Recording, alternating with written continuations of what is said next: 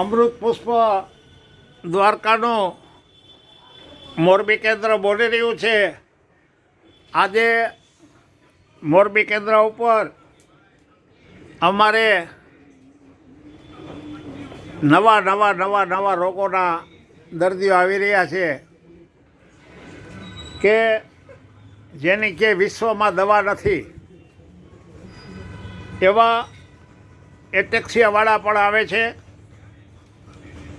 બીજા મસ્કરાઇઝ ડિસ્ટોપીવાળા પણ આવી જાય છે કે જેની કે ડૉક્ટરો પાસે કે વિશ્વમાં કે દવા નથી. એવો જ હમણાં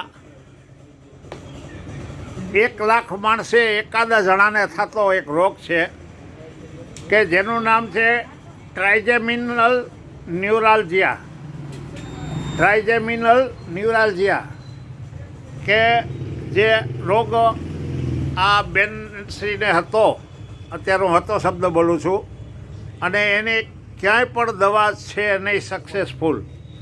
તો આવો એ બોનને મોઢે સાંભળીએ. શું નામ બેન તમારું આખું? માણેકબેન. કયું કામ તમારું? બરોબર. શું ભાઈ, શું તમારે શું રોગ હતો? શું મગજની 5મા નંબરની નસમાં ઝાટકા આવે અને ખટકે. બરોબર. કેટલો ખર્ચો કર્યો? ક્યાં ક્યાં ગયા હતા?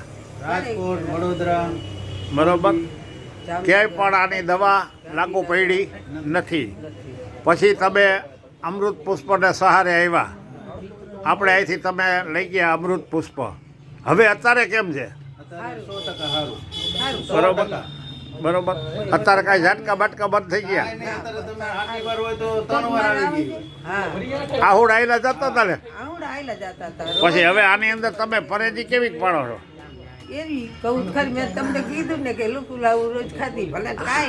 સવારમાં શિરામણ શું કરો છો? ગાંઠિયા.